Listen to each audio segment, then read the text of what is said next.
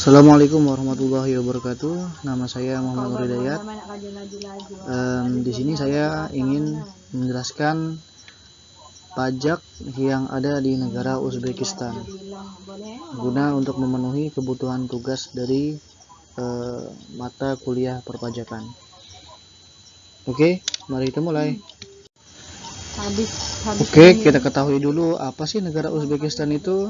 Uzbekistan adalah negara yang terletak di Asia Tengah, dikenal dengan sejarah dan budayanya yang kaya sebagai pusat jalur sutra.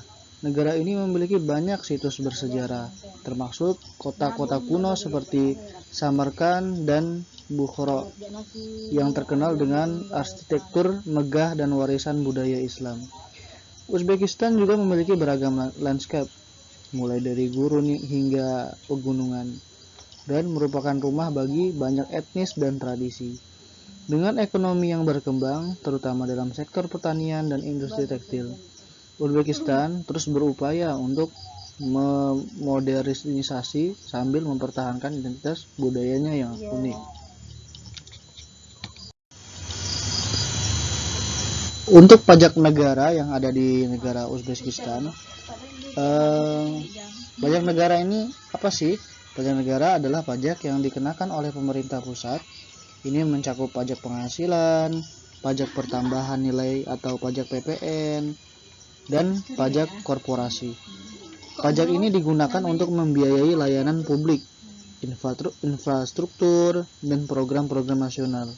Dikelola oleh Kementerian Keuangan dan lembaga perpajakan pusat di Uzbekistan. Kemudian dalam sistem pajak negaranya, Uzbekistan ini memiliki 3 jenis pajak seperti itu. Yang pertama yaitu pajak penghasilan, di mana warga negara dan perusahaan dikenakan pajak penghasilan dengan tarif progresif. Pajak ini digunakan untuk mendukung anggaran nasional. Kemudian yang kedua yaitu pajak pertambahan nilai atau lebih sering kita kenal dengan PPN, di mana ini dikenakan pada barang dan jasa dengan tarif standar. Nah, PPN adalah sumber pendapatan utama bagi pemerintah. Kemudian yang ketiga yaitu pajak korporasi. Perusahaan dikenakan pajak berdasarkan laba yang diperoleh, mana tarifnya bervariasi tergantung pada jenis industri yang sedang dijalankan itu. Oke teman-teman, lanjut ke pajak yang selanjutnya yaitu pajak daerah. Tidak seperti halnya pajak negara, pajak daerah adalah tarif yang ditarik oleh pemerintah lokal atau daerah. Ini termasuk pajak atas properti, pajak kendaraan, dan pajak atas layanan yang diberikan oleh pemerintah daerah. Pendapatan dari pajak daerah digunakan untuk membiayai proyek-proyek lokal dan meningkatkan layanan masyarakat di tingkat daerah. Dikelola oleh otoritas lokal Uzbekistan, memberikan fleksibilitas dalam menentukan tarif dan penggunaan pendapatan.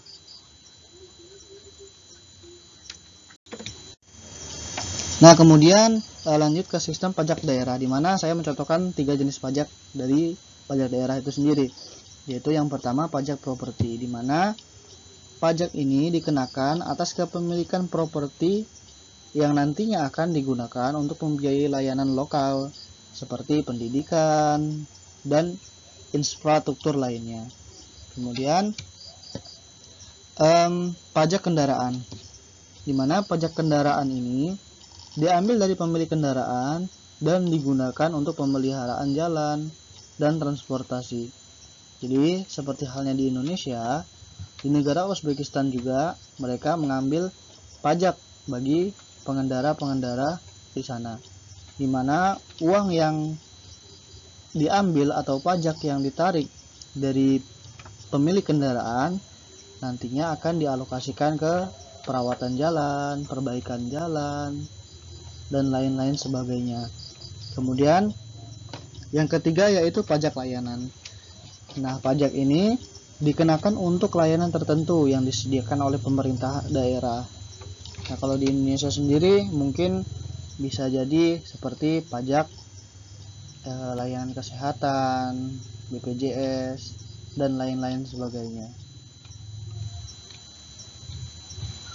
Kemudian perbedaan pajak negara dan daerah di Uzbekistan itu sendiri, di mana untuk pengelolaan pajaknya, pajak negara di sana dikelola oleh pemerintah pusat dan Kementerian Keuangan, dan pajak daerahnya dikelola oleh otoritas lokal atau pemerintah daerah.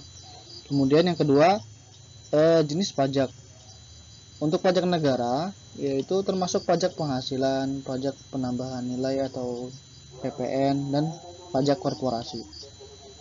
Dan pajak daerahnya termasuk pajak properti, pajak kendaraan, dan pajak atas layanan lokal. Kemudian tujuan penggunaan. Pajak negara ini digunakan untuk membiayai layanan publik nasional secara keseluruhan, infrastruktur, dan program-program pemerintah pusat. Sedangkan pajak daerah digunakan untuk membiayai proyek-proyek lokal dan meningkatkan layanan masyarakat di tingkat daerah. Terus yang keempat yaitu tarif pajak. Perbedaan antara pajak negara dan pajak daerah di Uzbekistan, tarif pajak negaranya biasanya ditentukan secara nasional dan dapat bersifat progresif. Sedangkan pajak daerah, tarifnya dapat bervariasi antar daerah sesuai dengan kebijakan lokal dari pemimpin daerah atau pemimpin lokal di sana. Yang kelima yaitu fleksibilitas, di mana pajak negara di sana lebih terstandarisasi di seluruh negara. Jadi mereka menyesuaikan dengan negara-negara yang ada di kawasannya, seperti negara-negara tetangga, bahkan bisa menyesuaikan dengan negara-negara di seluruh dunia seperti itu. Kemudian pajak daerah, di mana mereka memberikan fleksibilitas bagi daerah dalam menentukan tarif dan penggunaan pendapatan. Jadi yaitu tadi kembali ke pemerintah daerah itu sendiri dalam memberikan kebijakan penarikan pajak. Oke, untuk yang terakhir yaitu perbedaan antara Uzbekistan dan juga Indonesia dalam segi pajaknya. Dalam otoritas pengelolaan, Uzbekistan ini pajak negaranya dikelola oleh pemerintah pusat, sedangkan pajak daerahnya dikelola oleh otoritas lokal. Sedangkan negara Indonesia, pajak negara juga dikelola oleh pemerintah pusat seperti Direktorat Jenderal Pajak atau DJP. Tetapi pajak daerahnya dikelola oleh pemerintah provinsi atau kabupaten kota. Kemudian perbedaan yang kedua yaitu jenis pajak. Di Uzbekistan, pajak negara mencakup pajak penghasilan, PPN, dan pajak korporasi. Pajak daerah mencakup pajak properti, pajak kendaraan, dan pajak layanan. Sedangkan di Indonesia, pajak negara mencakup pajak penghasilan, PPN, dan pajak barang dan jasa. Sedangkan pajak daerahnya yaitu mencakup pajak bumi dan bangunan atau lebih dikenal dengan PBB. Pajak bumi dan bangunan. Kemudian pajak kendaraan dan pajak hotel. Kemudian yang ketiga yaitu tarif pajak. Untuk di Uzbekistan, tarif pajak negara bersifat terstandarisasi, sedangkan pajak daerahnya dapat bervariasi antar daerah. Jadi di Uzbekistan itu untuk tarif pajak negaranya dia menyesuaikan dengan negara-negara lainnya, baik tetangga maupun negara non tetangganya. Sedangkan pajak daerahnya di sana yaitu tergantung kebijakan dari pemerintah lokal itu sendiri. Jadi tarifnya berapa itu ditentukan oleh pemerintah lokal. Kemudian untuk di Indonesia, tarif pajak juga terstandarisasi untuk pajak negara. Tapi untuk pajak daerahnya di Indonesia memiliki tarif yang ditentukan oleh pemerintah daerah sesuai dengan peraturan daerah.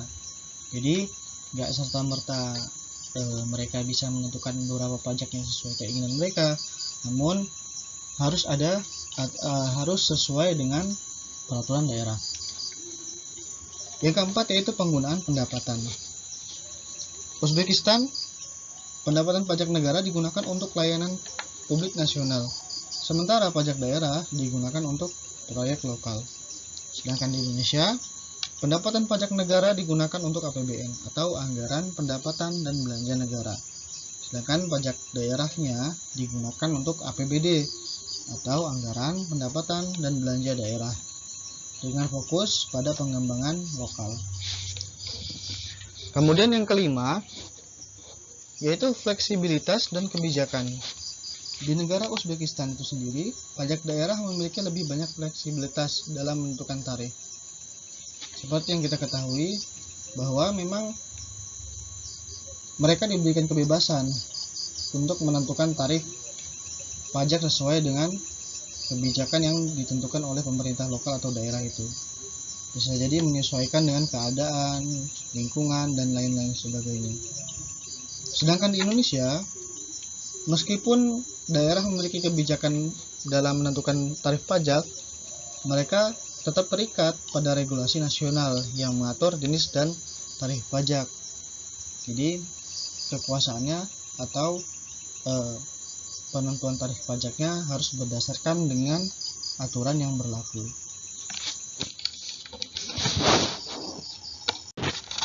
Oke teman-teman, mungkin hanya ini yang bisa saya sampaikan. Mungkin banyak kesalahan yang sengaja maupun tidak sengaja yang keluar dari tutur kata saya mohon maaf sebesar-besarnya, dan saya harapkan dengan adanya ini saya termotivasi lagi dan bisa mengevaluasi ke depannya agar bisa lebih baik lagi.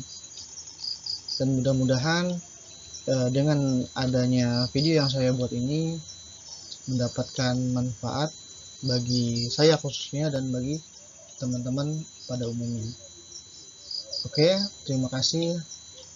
Wassalamualaikum warahmatullahi wabarakatuh.